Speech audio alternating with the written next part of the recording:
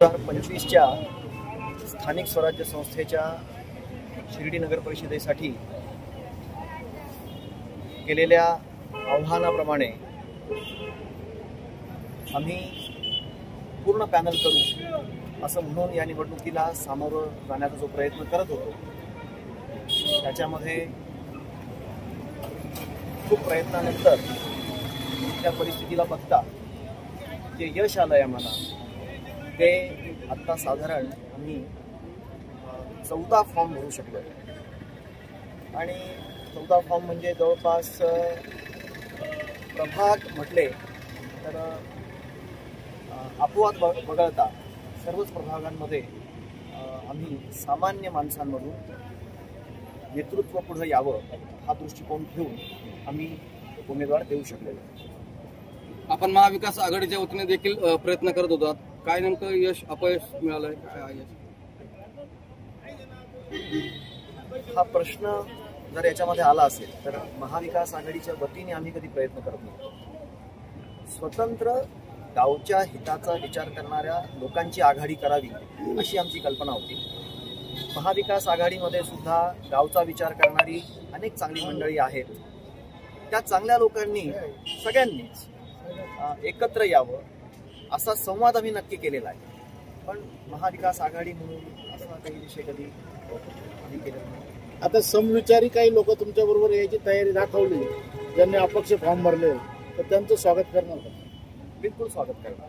गावचं हित ज्या ज्या गोष्टींमध्ये आहे सर्व गावचे लोक आपले आहेत. राजकारणातली वैयक्तिक माझी ही सुरुवात सगळ्यांना बरोबर घेऊन नरेंद्र मोदी यांची जी प्रामाणिक घोषणा आहे मोदीजींची, सबका साथ सबका विकास, त्याच्यामध्ये जो सबका साथ आहे हीच आमची प्रामाणिक भूमिका आहे. जे जे चांगलं काम करण्याकरता बरोबर येतील त्या सर्वांना आम्ही बरोबर घेऊ. आपली आणि नगराध्यक्ष पदाची जी उमेदवारी आहे ती कोण आहे, कसं आहे? नगराध्यक्ष पदासाठी त्यावेळेस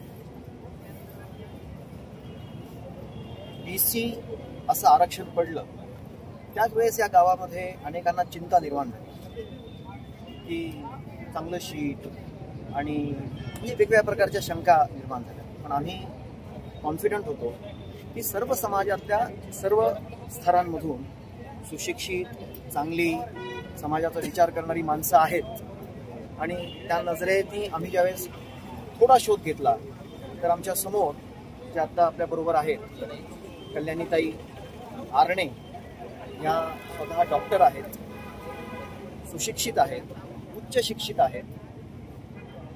आपण ज्यावेळेस त्यांच्याशी बोलाल सौम्य आहेत, अभ्यासू आहेत. निरंकारी हा जो काही एक मार्ग आहे त्याच्यामध्ये स्वतः त्या प्रवचन करतात, त्या ठिकाणच्या त्या बैठका करतात.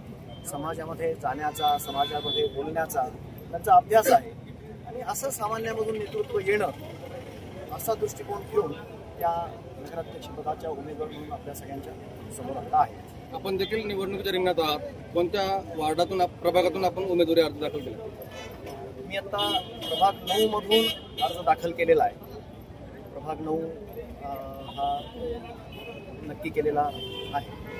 ओके. आपलं नाव आहे, कुठून आपण उमेदवारी अर्ज दाखल केला आहे? नमस्कार, मी डॉक्टर कल्याणी विठ्ठल आरणे, आपल्या शिर्डी गावची रहिवासी असून माझ्या डोळ्यामध्ये एकच आहे की या शिर्डीचा विकास, सुरक्षितता, स्वच्छता आणि सर्वात महत्त्वाचं शिर्डीकरांचा सन्मान या गोष्टीकडे देखील आपण लक्ष दिलं पाहिजे. आज मी जे गावचं चित्र बघतीये त्यामध्ये साधारण 7-8 वर्षांची मुलं कुठेतरी व्यसनाधीन झालेले दिसतात. हे चित्र आपल्या शिर्डीच्या पावित्र्यासाठी योग्य नाही आहे, पण त्याला योग्य दिशा देण्याचं काम देखील आपण केलं पाहिजे. आपण ज्या आपल्या मूलभूत गरजा आहेत त्यामध्ये फक्त एवढाच विचार करतो की मला वीज पाहिजे, रस्ते पाहिजे, पाणी पाहिजे. पण आज जो आपला व्यवसाय आहे, रोज संध्याकाळी थकून येणारा मनुष्य आहे, तो सहज म्हणतोय की आज गावामध्ये गर्दीच नाही.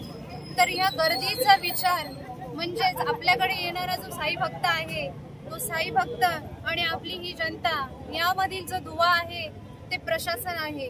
आणि हे प्रशासन जर व्यवस्थित असेल तर नक्कीच आपल्या शिर्डीचं जे जगप्रसिद्ध नाव आहे त्याला अजून व्यापाराची संधी मिळत जाईल. आणि राहिला प्रश्न शिक्षणाचा, तर आपलं नाव जर इतकं मोठं आहे तर आपण त्या शिक्षण क्षेत्रात देखील तितकंच मोठं व्हायला पाहिजे.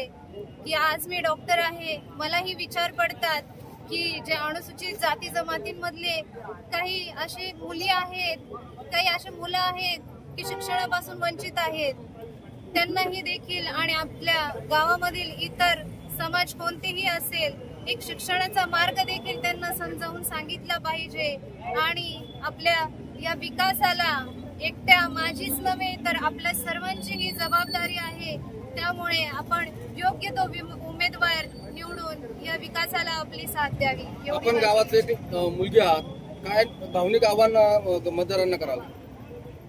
भावनिक आवाहन एवढंच असेल की मुलगी जरी असली आणि मुलगा जरी असला तर यातला फरक हा नक्कीच नसावा.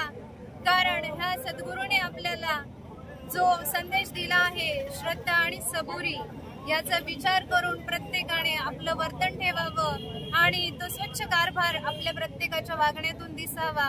आणि एक नवीन पिढीने एक विचार करावा की आपण कितपत विचार करून एक सुशिक्षित निर्णय घ्यावा, ही मी त्यांना विनंती करेन.